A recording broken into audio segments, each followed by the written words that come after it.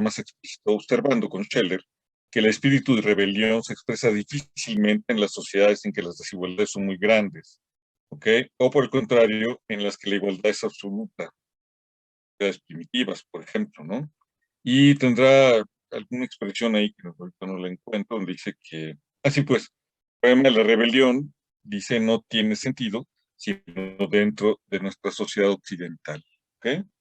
Y bueno, ahí hay toda una cosa que pensar, porque en efecto eh, hay una gran nota de eurocentrismo. ¿Qué hacemos con las rebeliones indígenas? ¿Qué hacemos con lo que pasa fuera del continente europeo? Ahí hay una nota que es como tremenda, ¿no?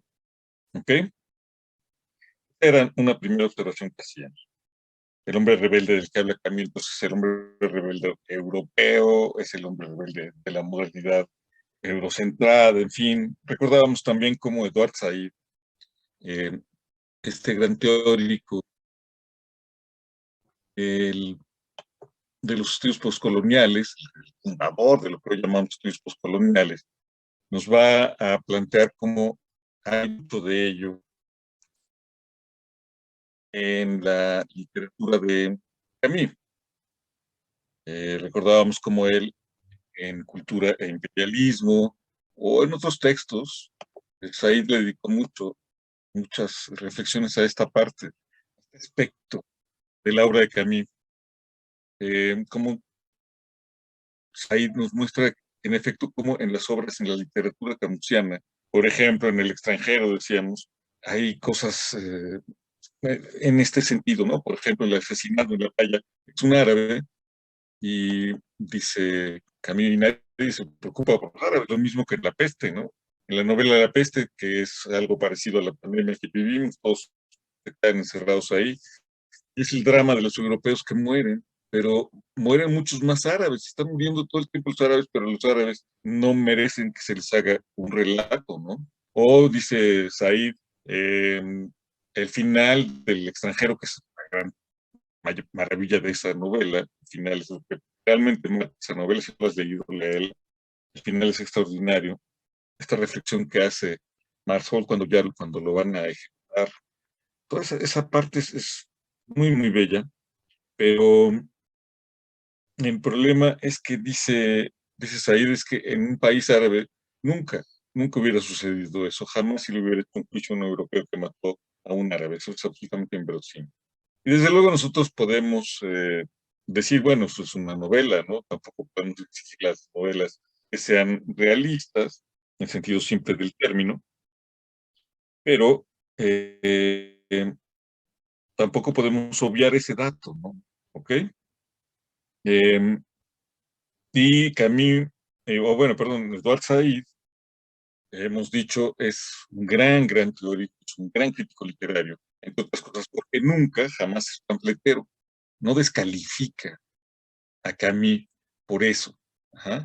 Digamos que en la cultura de la cancelación actual, eh, esta cultura de la cancelación que ante situaciones así como las que estamos viendo, el, digamos, ante el nazismo de Heidegger, por ejemplo, eh, habrá personas que digan, pues entonces ya no hay que estudiar a Heidegger, hay que quitarlo de las bibliotecas, hay que quitarlo de los planes de estudio de filosofía, por ejemplo, ¿no?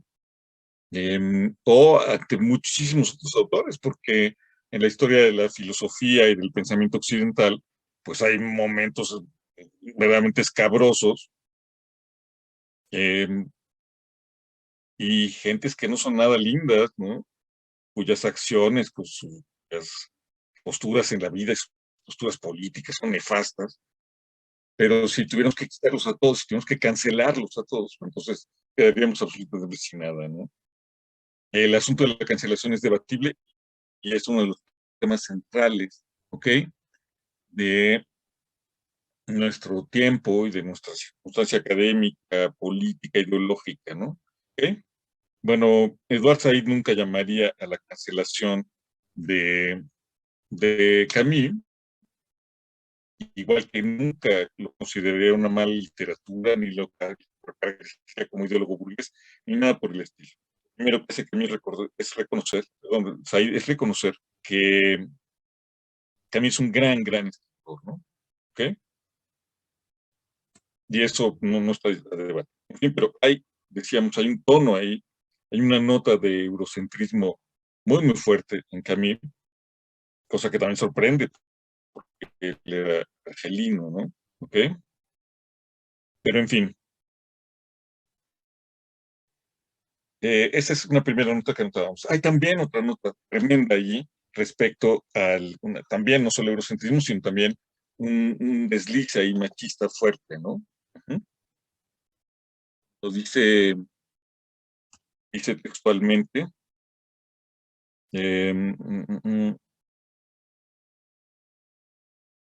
Charles mismo acentúa el aspecto pasivo del resentimiento, observando el gran lugar que ocupa en la psicología de las mujeres destinadas al deseo y a la posesión.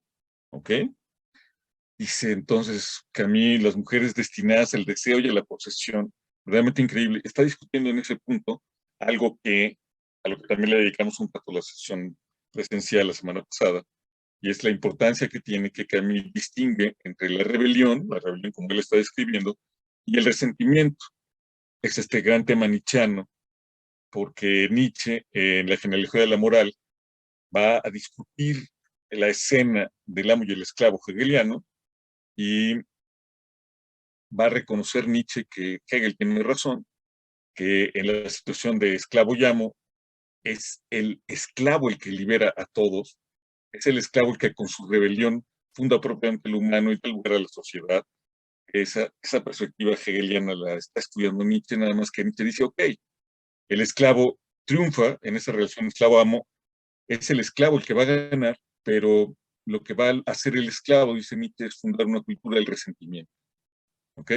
El esclavo gana, es el esclavo el que piensa, el que crea la cultura, pero el esclavo indefectiblemente va a crear una cultura de esclavo, una cultura de resentimiento y nihilismo generalizado, porque el esclavo es el que dice no a la vida. El esclavo es vida, vida como tal, es una fuerza vital tremenda, es un huracán, es un poder de vivir que no se tiene nada, y el esclavo, para vencer al amo, se convierte en una especie de negación generalizada de la vida. El esclavo crea la cultura, crea los valores, pero los valores que crea el esclavo son valores del resentimiento. Lo único que quiere el esclavo es acabar con el amo, es acabar con todo lo vital. Para lograr eso, el esclavo va a crear la ciencia, va a crear los valores, va a crear las religiones, va a crear esa figura que tanto espeluznaba a Nietzsche, que es el sacerdote, ¿no? Y va a construir un complejo culpa generalizado. El esclavo vence, pero que el esclavo se libere significa para Nietzsche todos vivimos en un mundo de una cultura de esclavos. Nietzsche es el gran, gran teórico y crítico de esta cuestión del resentimiento. Scheller continúa esas reflexiones. Camus intenta dejar claro que la rebelión que él propone y que describe no es una rebelión del resentimiento.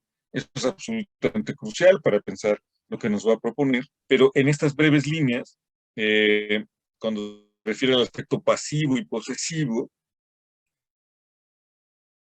asocia eso pasivo y posesivo, esas notas que podrían dar lugar o caracterizar el resentimiento, los asocia con lo femenino. Y eso también es verdaderamente tremendo, ¿no?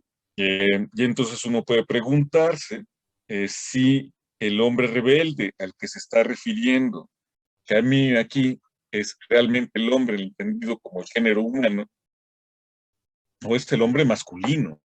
Y ahí tenemos esas dos cosillas que nos dejan más o menos temblorosos, ¿no? Se tratará entonces de que el hombre rebelde del que hablamos aquí es el hombre masculino europeo, el masculino occidental. Uf, podríamos ni siquiera plantearlo si no fuera porque el mismo Camus lo dice, ¿de acuerdo? No es una cuestión así de modas actuales, sino que está en el texto. Yo les comentaba cómo necesitamos leer los textos y cuando dice ahí es que ahí lo dice. Ajá, no podemos saltarnos esas partes como si no existieran. Están ahí y nos interpelan y nos hacen tener que reflexionar sobre eso, ¿no? Lo dejamos ahí. Habría que leer con cuidado todo el libro, línea por línea, y encontrar, cada vez que aparezcan las palabras mujer, cada vez que aparezca Europa, Occidente, ver si en efecto se trata de un texto así, ¿no? Todo eso viene en la introducción, sí. Ujú. Todo esto que estoy leyendo, lo que leí estaba en las páginas 21 y 22, creo. Y debe ser la misma edición que ustedes tienen, pues, estoy viendo la de Alianza Editorial, ¿ok? Bueno, hablamos de esos dos elementos, luego estuvimos recorriendo un poco la introducción del texto y retomando la manera en que nos lo propone Camus. Dice Camus, primero se recuerda a sí mismo y nos dice que en otra época el tema central de la filosofía podría haber sido el absurdo, pero que hoy el tema central de la filosofía es el asesinato. En la época de la negación, dice, cuando simplemente se trataba de la negación, entonces el hombre absurdo era la cuestión que teníamos que pensar, y el tema era si el hombre absurdo se suicidaría o no se suicidaría. El tema central de la filosofía era entonces el suicidio. En esta nueva obra hemos pasado al tema central del asesinato, y todo el inicio del texto es una explicación de Camus de cómo pasamos de un tema al otro tema, ¿no? Y es una justificación del propio Camus respecto a su propio recorrido, ¿no? En principio, una de las conclusiones que nos propone es que el hombre absurdo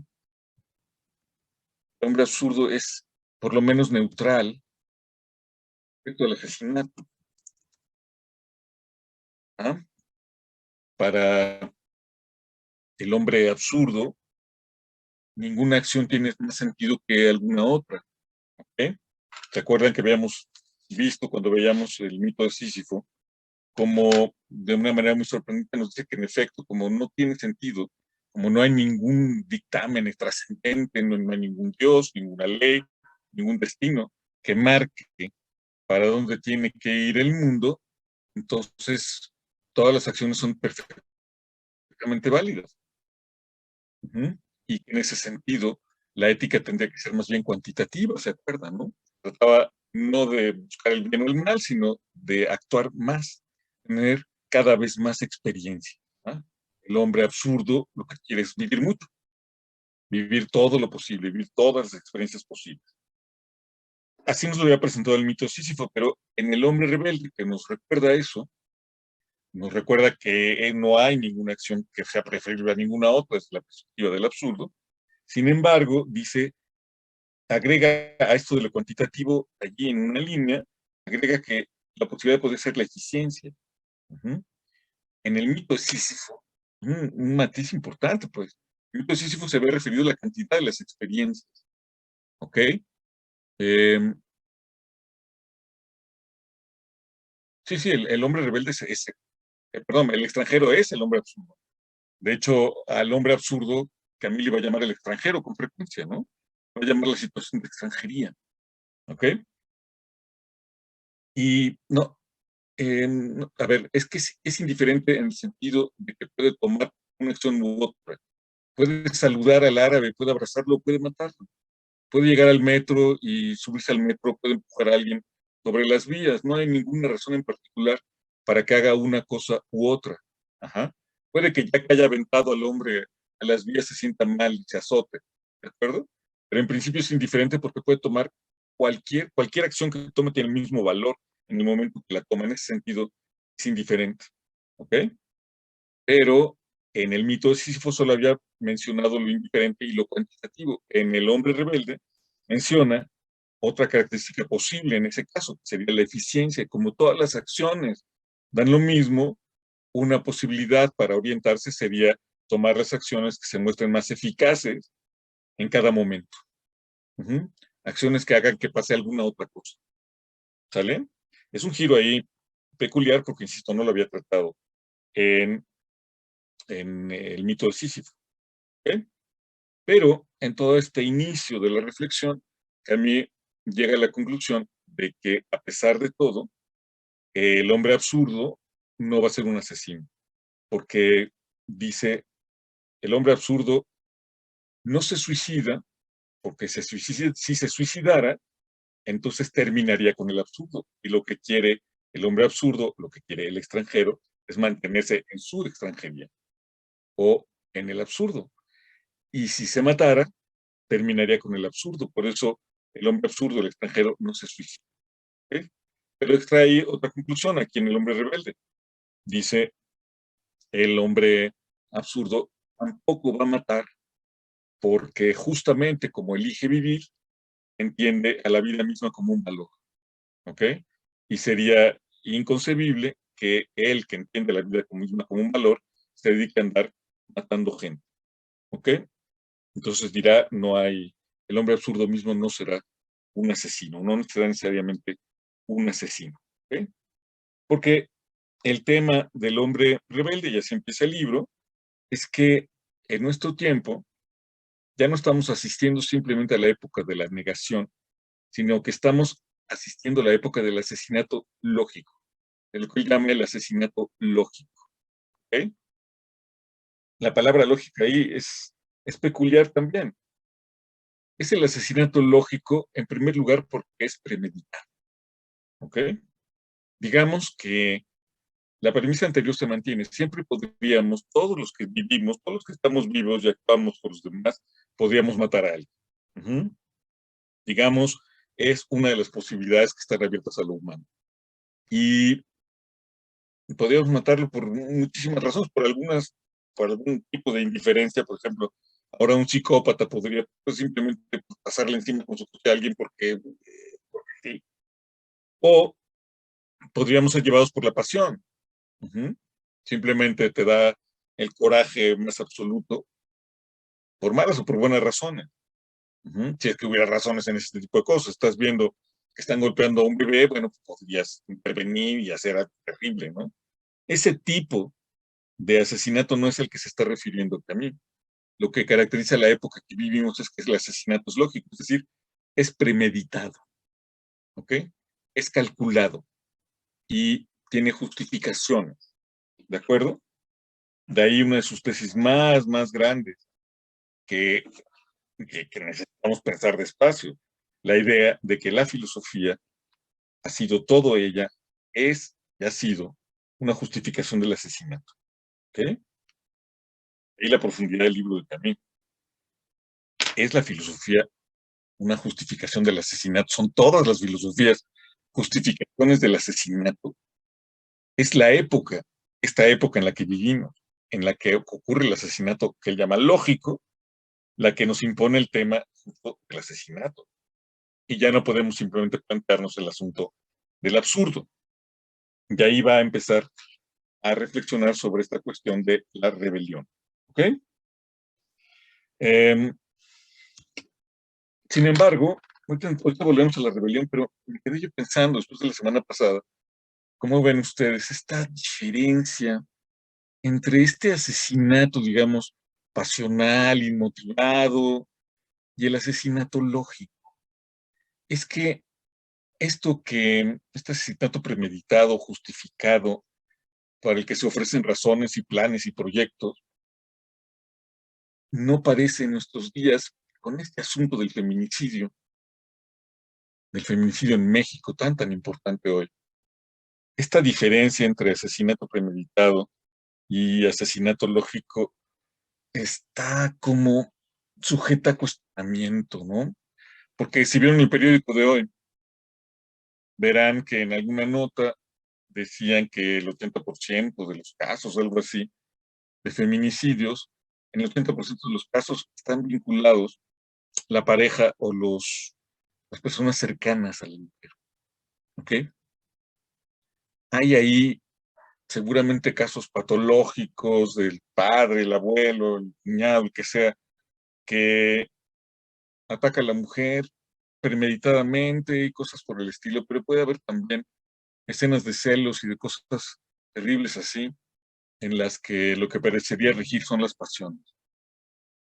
Y sin embargo, hoy sabemos que esas pasiones tampoco son tan gratuitas, que el hecho de que un hombre pueda sentir celos agobiantes respecto a una compañera es también una cuestión aprendida y que las pasiones nunca son del todo, o al parecer, nunca son del todo espontáneas, que las formas de reaccionar de hombres y mujeres en las situaciones de violencia son también construidas socialmente, que no es sencillo mantener esta diferenciación, pues, entre lo espontáneo, lo que acontece porque, bueno, pues así pasa, a veces te enojas mucho y ya está, ¿no? Sino que también eso, también ese enojo, también ese arranque puede ser producto de una formación ideológica, digamos. Althusser diría ideológica, los filósofos del siglo XVII dirían, 17 y 18 dirían pasional, pero el punto es que las pasiones también, al parecer, son construidas, ¿ok? Y bueno, eso tendríamos que pensarlo, ¿no? Si no ocurre que no hay tal cosa como un asesinato que no sea premeditado, que no sea lógico en el sentido de ser construido, ¿ok? ¿Hasta ahí vamos bien? Dejemos este tema solo como una anotación posible, ¿de acuerdo? Porque plantear que un asesinato ocurre porque fue motivado por las pasiones, a fin de cuentas también es una manera de construir justificaciones del asesinato, ¿ok? Que es precisamente el gran tema que nos está proponiendo aquí Camus. Si la filosofía no es, en general, un discurso que justifica el asesinato, ¿ok? Y bueno, a partir de ahí, toda esta reflexión hermosa y muy fuerte sobre si en esta época en la que vivimos, toda acción significa dar la muerte. Uh-huh. Antes de actuar, dice que a mí necesitamos saber si hoy todo lo que hagamos va a significar que alguien muera. ¿Ok? Y dice ahí muy bellamente también, bueno, suponte que así es. Bueno, deberíamos siquiera saber, ¿eh? ¿Por qué tendríamos que dar la muerte? ¿Ok? Y bueno, va a empezar con su reflexión sobre la rebelión. Uh-huh. Decíamos, recordábamos su texto hermoso. El hombre rebelde es el que dice no, ya basta, ha sido demasiado. Uh-huh. Subrayamos la vez pasada como este no, el hombre rebelde es el que dice no, pero este no tiene algo también de inmotivado. Ajá. Es decir, el hombre rebelde dice no ahora, como podía haberlo dicho ayer o antier, pero lo dice ahora. Ajá. Tal vez incluso ayer estábamos peor y ayer no se reveló. Puede que incluso hoy esté su situación bien, pero se revela hoy. Ajá. Esa inmotivación de la rebelión es muy importante porque la rebelión funda lo humano. Ajá. La rebelión es el fundamento. ¿Ok? Y esta parte pues es muy, muy hermosa, ¿no? La rebelión como el fundamento de lo humano. ¿Ok? Pero si la rebelión es el fundamento, la rebelión es su propio valor. Ajá. La rebelión constituye su propia valía. Por eso no puede responder a una valía anterior. ¿Ok? No es que nos rebelemos por los ideales de Marx, por los ideales cristianos, o no sé por qué. No, el hombre rebelde se revela porque no. Ajá. Y es el acto de su rebelión, el acto constitutivo. ¿Ok? A posteriori podemos hacer la interpretación de que nos rebelamos por la victoria de los pueblos latinoamericanos, si quiere, sí, sí, sí, sí, sí. Pero el hombre rebelde se revela porque sí. Ajá. Y ese es el segundo tema que estuvimos viendo. Toda la introducción es una discusión con el nihilismo. ¿Ok? ¿Ok? Y recordábamos como una definición muy básica del nihilismo que fue a dar Nietzsche, Nike Homo, es que el nihilista es el que dice no a la vida. ¿Ok? El nihilista Schopenhauer, por ejemplo, es la negación completa. Imagínate Schopenhauer con un tipo al que le dices lo que sea y te dice que no. Ajá. Así que si lees su libro, El mundo como voluntad y como representación, verás que así acaba uno terrible, hecho pedazos cuando lo lee, porque Schopenhauer tú dice que no, ya está. Y frente a Schopenhauer, que dice a todo que no, Nietzsche va a proponernos el eterno retorno Y el eterno retorno significa decir sí a la vida de tal manera que podamos querer que vuelva eternamente, incluso el dolor más terrible que estemos enfrentando, lo más brutal que estemos viviendo, decimos sí a la vida de tal manera que podemos querer que este dolor brutal se vuelva eterno, vuelva una y otra vez. A ese nivel decimos sí a la vida. Y Nietzsche dice radicalmente sí a la vida. Um, a Camus le importa distinguir la rebelión del nihilismo en cuanto tal. ¿Ah? El rebelde, el hombre rebelde, el que dice no, ya basta, ha sido demasiado, no se revela porque no, aunque empiece con un no, sino que se revela porque sí.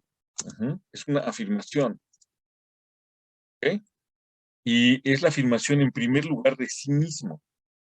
¿Ok? Me revelo porque si en esta ocasión te dejo continuar con tu dominio, desaparezco.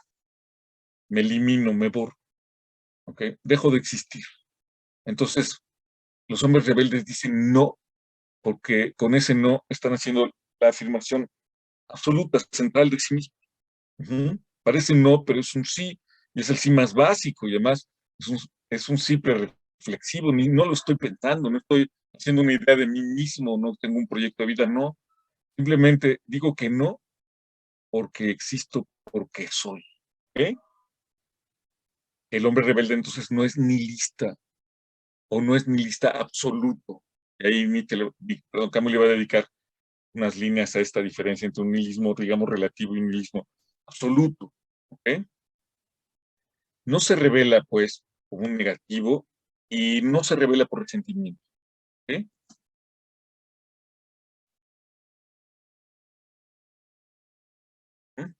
Por ahí, que a mí, bueno, puede haber resentimiento, digamos que sí, que en el mundo real podría haber combinaciones ahí, pero estamos tratando de entender las cosas, su concepto, y entonces el hombre rebelde no se revela por resentimiento.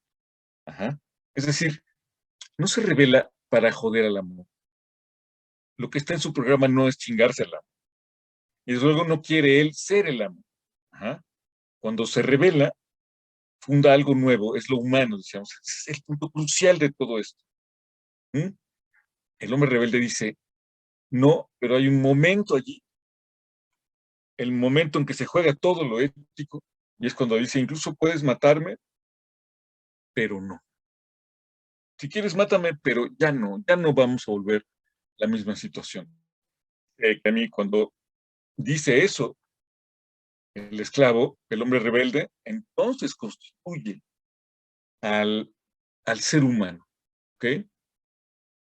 Ajá, si solo se revela como, si se revela para joder al amo nada más, entonces quiere ser amo. Y lo que hace es que permanezca para siempre la relación amo y esclavo. En cambio, el hombre rebelde se revela para que no haya relación amo y esclavo, para que dejen de existir las dos posiciones, amo y esclavo, y existe en general el hombre, ¿ah? Género humano. Se revela por la humanidad, se revela para que exista la humanidad, o en términos zapatistas, para que todos los seres humanos quepan dentro del humano, un mundo donde quepan todos los mundos. Por eso se revela, para crear un mundo donde quepan todos los mundos. ¿Ok? Y es en ese momento en el que deja atrás el resentimiento, no hay tal resentimiento, ¿ok? Y deja también atrás el egoísmo, ¿ok? La rebelión no es egoísta, ¿ok? La rebelión es altruista, ¿m?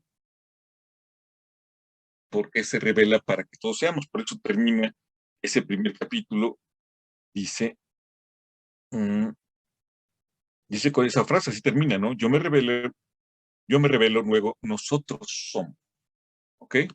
¿Qué funda la rebelión? Funda el nosotros, toda la humanidad. Y esa es la parte luz del texto de Camino. Es la parte de luz porque allí esa es la idea absoluta del hombre rebelde. Ya decíamos que la contradicción en Camino es cómo pasamos de esto, que es una luz, que es extraordinario, que es muy, muy bello, la rebelión como el fundamento de lo humano. Hay que rebelarnos para ser, puta, pues, qué cosa más bella, pues, ¿no? Pero ¿cómo pasamos de eso a la decepción absoluta de la rebelión que va a ser todo el resto del texto? ¿Ok? Eso es lo que importa. Ujú. Ya lo empieza a enunciar así, ¿no? Eh, Leamos algunos textos, como hicimos la vez pasada, ¿no?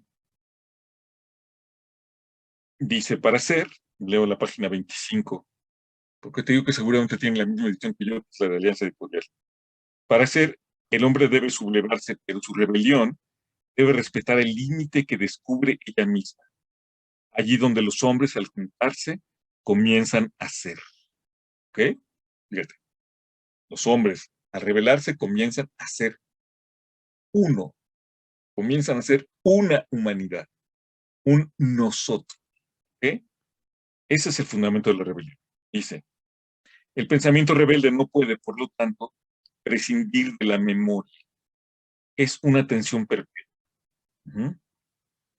Al seguirlo en sus obras y sus actos, tendremos que decir siempre si permanece fiel a su nobleza primera o si por cansancio y locura la olvida contrariamente en una embriaguez de tiranía o de servidumbre.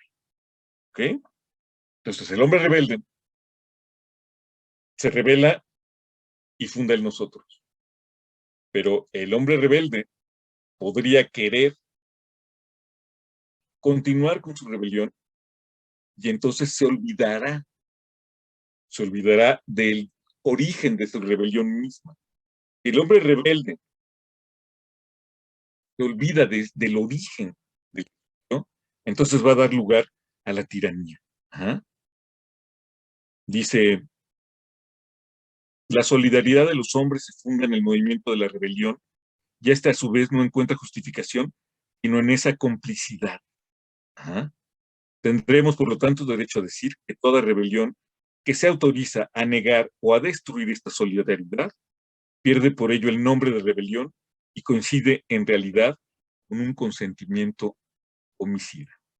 ¿Ok? Hasta hay dudas, broncas, problemas, ¿todo bien? ¿Vamos bien?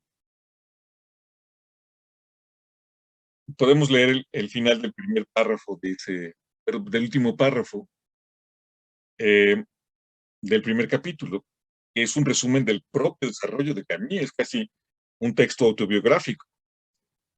Entre tanto, he aquí el primer progreso que el espíritu de rebelión hace realizar a una reflexión anteriormente imbuida de la absurdidad y de la aparente esterilidad del mundo.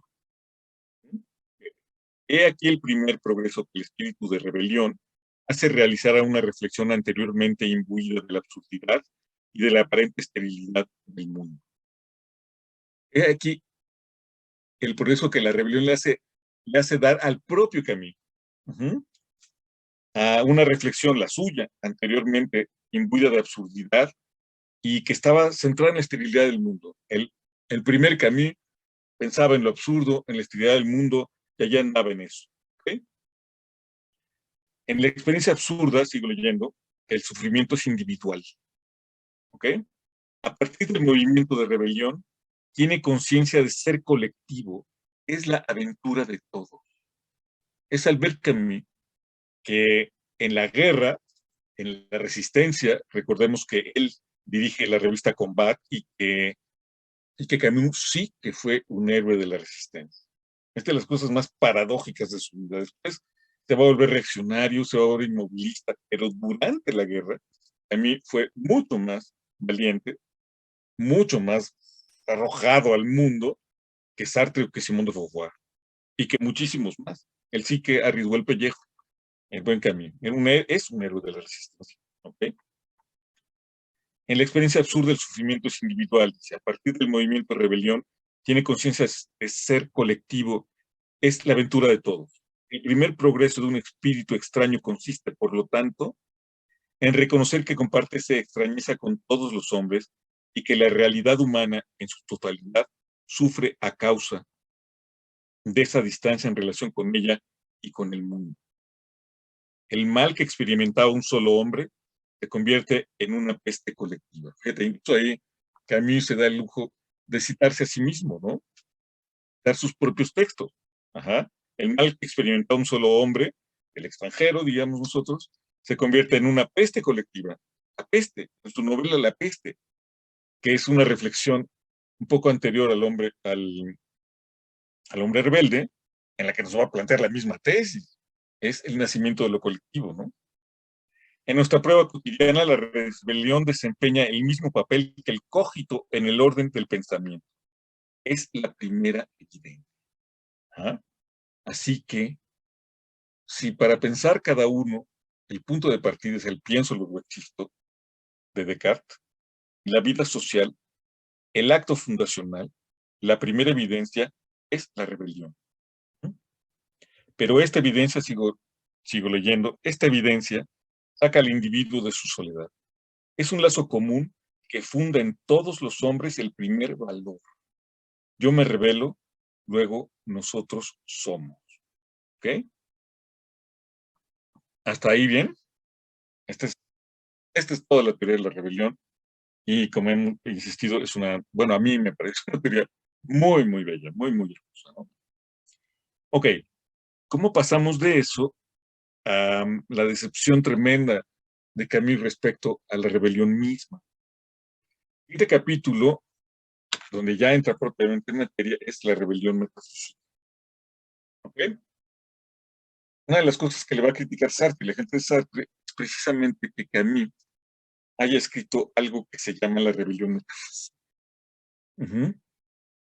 Porque ya también mencionábamos la vez pasada, sin duda recordarlo en este recuento, todos los temas que dejamos planteados ahí, es como en el primer capítulo y en la introducción, Camus dice que existe una naturaleza humana.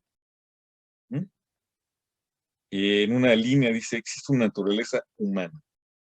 Y la contrapone a lo que llama la filosofía historicista. ¿Ok? Dice en algún momento en contra de lo que suele pensar la filosofía, lo que suelen pensar las filosofías historicistas de nuestro tiempo, sí existe una naturaleza humana. ¿Ok? Y esto que también lo dice en una línea es contradictorio con lo que nos había planteado en el mito de Sísifo. Hay un giro también ahí, porque en el mito de Sísifo nos había insistido en que no existe una naturaleza humana. ¿Ok? Hay un mundo absurdo, un mundo que no tiene ningún sentido, y no hay propiamente una naturaleza humana.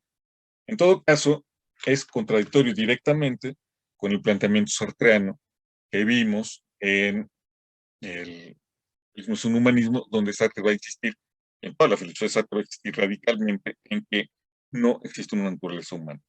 Este hecho de que existe una naturaleza humana es ya un índice de esto que va a plantear acá, una rebelión metafísica. ¿En qué sentido puede haber una rebelión metafísica? ¿No? Les propongo que leamos la primera página y un párrafo de este capítulo. Lo vayamos viendo despacio. Y se lo leo. Primer párrafo del capítulo 2, la rebelión metafísica. Dice, la rebelión metafísica es el movimiento por el cual un hombre se alza contra su situación y la creación entera. ¿Ok? Fíjate. No solo contra su situación, sino contra la creación entera. Es metafísica porque discute los fines del hombre y de la creación. De aquí va a dedicar las siguientes líneas a hacer una diferenciación entre la rebelión metafísica y la rebelión del esclavo. Digamos, en otro vocabulario, está haciendo una diferenciación entre la rebelión metafísica y la rebelión histórica. ¿Okay? Dice, el esclavo protesta contra la situación que se le crea como hombre. El esclavo rebelde afirma que en él hay algo que no acepta la manera como le trata su amo. El rebelde físico se declara frustrado por la creación. Para el uno y el otro no se trata únicamente de una negación pura y simple. En ambos casos, en efecto, encontramos un juicio de valor en nombre del cual el rebelde niega su aprobación a la situación que le es propia. ¿Okay? En los dos encontramos, pues, un juicio de valor. Eso del juicio de valor es ese momento crucial que hemos estado recordando varias veces, cuando el esclavo dice, y puedes matarme, pero no. Ya basta, ha sido demasiado, no, y hazle como quieras, incluso puedes matarme, pero no. Ese es el momento crucial en que surge el valor. Ujú. El esclavo descubre que hay algo más valioso que sí mismo, que él mismo, por eso no es egoísta, por eso no es resentido. Ese es el momento en que la rebelión constituye el valor, la rebelión es el fundamento axiológico, es el fundamento de toda valoración. ¿Ok? En los dos casos, dice, en el rebelde metafísico y en el esclavo que se libera, surge un valor. ¿Ok? Ninguno de los dos es simplemente negativo. Nada más que el esclavo se revela frente a la situación en la que se encuentra. ¿Qué situación es esa? Es una situación en la que hay un tipo que lo domina. Hay un amo, hay una condición humana, histórica, específica, en la que uno domina al otro. Hay un poder de uno sobre el otro. Esa es la situación contra la que se está rebelando. Y contra esa situación, el esclavo enarbola un valor. ¿Uh-huh? ¿Qué valor es ese? El valor de la humanidad, el valor de todos los hombres. No puede haber una humanidad mientras haya, no puede haber una humanidad mientras haya una relación de amo y esclavo. ¿Ok? En la rebelión metafísica, el que se rebela no se rebela contra un amo, se rebela contra la creación misma. ¿Ok? Lo voy a decir más adelante. Se rebela contra la condena a muerte que se cierne frente a todos nosotros. ¿Cuál es la rebelión metafísica? Pues, en buena medida es la rebelión contra el destino que nos espera de morir. Ajá. Nos negamos a aceptar eso. Y todo lo demás, nos negamos a aceptar a Dios, pero nos negamos en primer lugar a aceptar el hecho de que tengamos que morir. Esa es la rebelión metafísica. ¿Ok? Y negamos nuestra aprobación a ese orden. Ujú. Eh, Sigámoslo leyendo. El esclavo alzado contra su amo no se preocupa, advirtámoslo, de negar a ese amo como ser. Ajá. Le niega como amo. Niega que tenga el derecho a negarle a él, esclavo, en tanto que existencia. El amo deja de serlo en la medida misma en que no responde a una exigencia que descuida. Si los hombres no pueden referirse a un valor común, reconocido por todos en cada uno de ellos, entonces el hombre es incomprensible para él. Ajá, esa frase también está realmente muy bella, ¿no? Si no existe un valor común, entonces el hombre no existe para el hombre, ¿de acuerdo? Si no somos capaces de enabolar un valor universal, absolutamente universal, que incluya al tipo que está ahí, al amo, ¿uh? Al que hasta hace un momento en el amo. Si no nos podemos revelar el nombre de toda la humanidad, entonces el hombre es incomprensible para el hombre. ¿Ok? Por eso dice, continúa, el rebelde exige que este valor sea claramente reconocido en él, porque sospecha o sabe que sin ese principio el desorden y el crimen reinarían en el mundo. Uh-huh. El movimiento de rebelión aparece en él como una reivindicación de claridad y unidad. La rebelión más elemental expresa, paradójicamente, la aspiración a un orden. ¿Ok? El hombre rebelde, fíjate, está siendo esclavizado. Dice, no, ya basta, ha sido demasiado. E insisto, podría haberme revelado ayer que estábamos peor, pero me reveló hoy. ¿Por qué hoy? Ya sabe por qué, pero hoy. Es inmotivado, insisto, porque la rebelión es el fundamento de ella misma. Es la rebelión la que se otorga a sí misma el valor de rebelión y crea todos los valores. ¿Ok? Se revela y se revela en nombre de un valor que la rebelión misma produce, el ser todos seres humanos, un valor absolutamente universal. ¿Ok? Si no está ese valor, el hombre es incomprensible para el hombre, dice Camilo. Uh-huh. Si no está ese valor, entonces yo no puedo entender el mundo. Me parece caótico y me parece un desastre. No puedo comprender cómo es posible que alguien me esté azotando, cómo es posible que haya un amo, cómo es posible que el mundo sea lo que es. Entiendo, si no hay ese valor, lo que hay es un caos. El mundo está desordenado. Pero aquí hay un giro peculiar de Camilo, porque dice, el hombre se revela porque aspira a que haya un orden. Ajá. lo cual es también extraño para nosotros, ¿no? Eh, Nuestra cultura y nuestra época no es sencillo para nosotros ni es natural pensar y que se revela para que haya un orden. Tal vez el que se revela nos sería mucho más natural a nosotros concebirlo, se revela para crear un desorden. Ajá. Cuando leía esto eh, antes de la clase, me acordaba de la película esta del Guasón. ¿Te acuerdas del Guasón?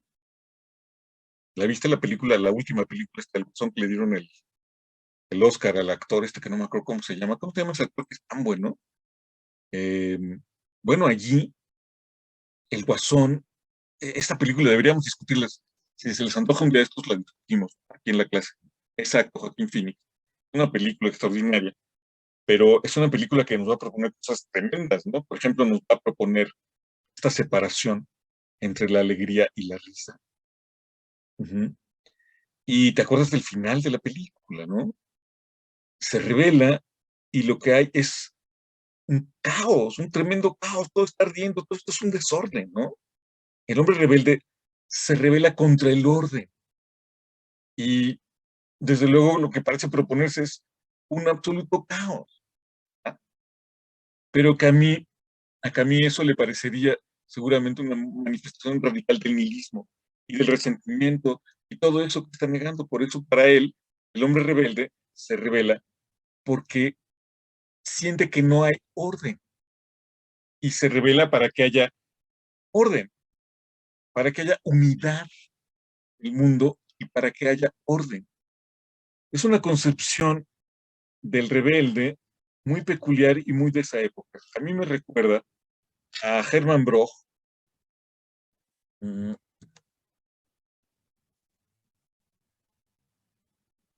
no se han leído a Hermann, es autor de tres, pues autor de muchas cosas, pues, pero de tres novelas muy famosas, la trilogía Námbulos. ¿Eh? Es contemporáneo de Camus y quizá unos poquitos años más grande, pero no muchos.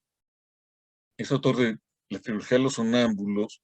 Son tres novelas extraordinarias. La primera se llama Esh o la anarquía.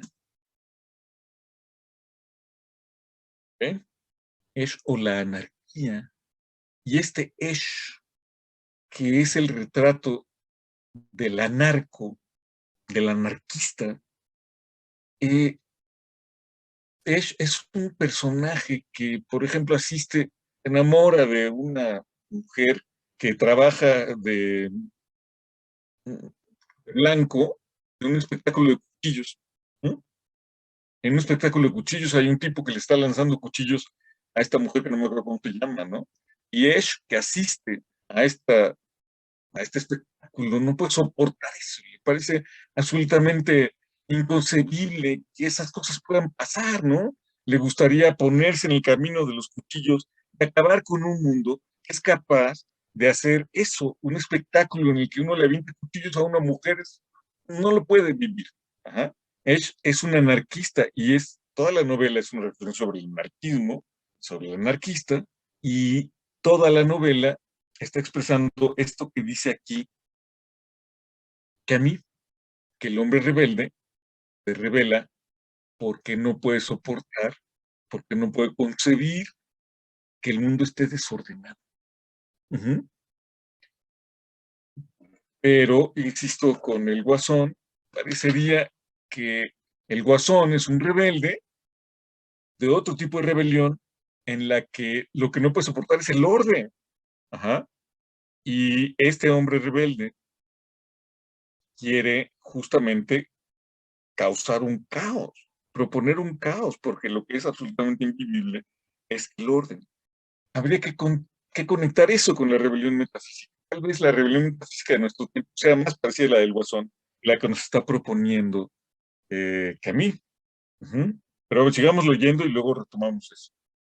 Dice entonces, la rebelión más elemental expresa paradójicamente la aspiración a un orden, ¿ok? Línea por línea, esta descripción se ajusta al rebelde metafísico. Este se alza sobre un mundo destrozado para reclamar la unidad. Fíjate, para reclamar la unidad. Opone el principio de justicia que hay en él, opone el principio de justicia que hay en él al principio de injusticia que ve practicado en el mundo. Por lo tanto, no quiere primitivamente, sino resolver esa contradicción, instaurar el reinado unitario de la justicia, si puede hacerlo, de la injusticia si se le apura. Ajá. El rebelde metafísico, fíjate, vamos describiéndolo. El rebelde metafísico rebela contra la creación, ¿eh? No contra el amo, sino contra la creación misma. Es como si de pronto te alocaras un poco y decidieras rebelarte contra la ley de la gravedad, por ejemplo. Una cosa así, ¿ok? Se rebela contra la creación y se rebela contra la creación porque la considera caótica o más concretamente la considera contradictoria. Uh-huh.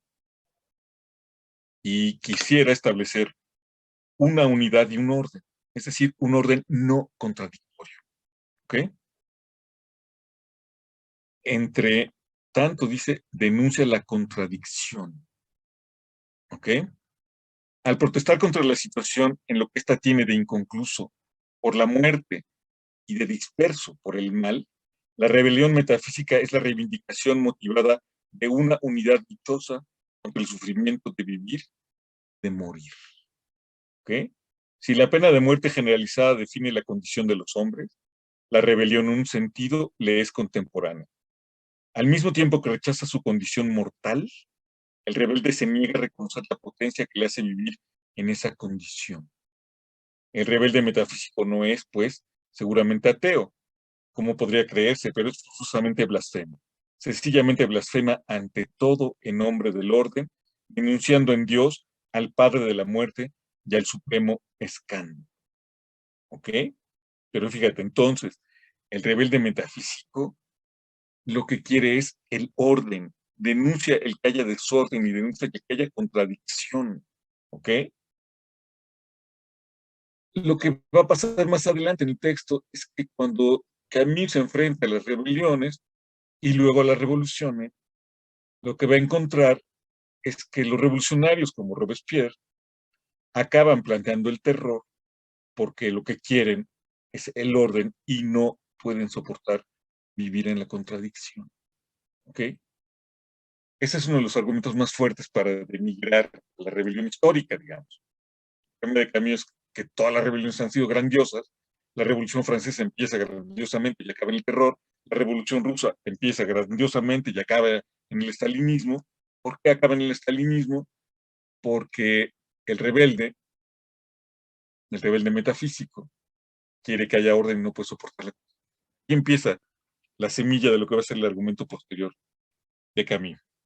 No sé si tengan dudas, broncas, problemas hasta ahí. ¿Todo bien? ¿Sí?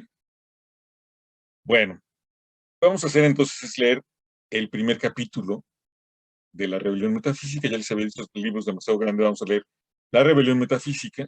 Ahí hay unas reflexiones bonitas de Camus sobre la diferencia entre Prometeo, por ejemplo, las rebeliones griegas y las rebeliones actuales. Es parte de los temas estos complicados, como el eurocentrismo y el machismo, también Camus va a decir que la rebelión, como él está pensando, es moderna. Ajá. Que los griegos no se rebelaban como nos rebelamos nosotros. Hay también una especie de occidentalismo moderno centrista muy, muy peculiar. ¿Okay? Leemos la rebelión metafísica y luego leemos el final del libro. Nos saltamos las 350, 400 páginas y medio y leemos el final del libro. ¿Vale, vale? ¿Dudas, broncas? ¿Todo bien? ¿Cómo dice? Víctor, ¿todo bien? Perfecto, chicos. Sale. Bueno, entonces dejemos ahí y nos vemos en la facultad.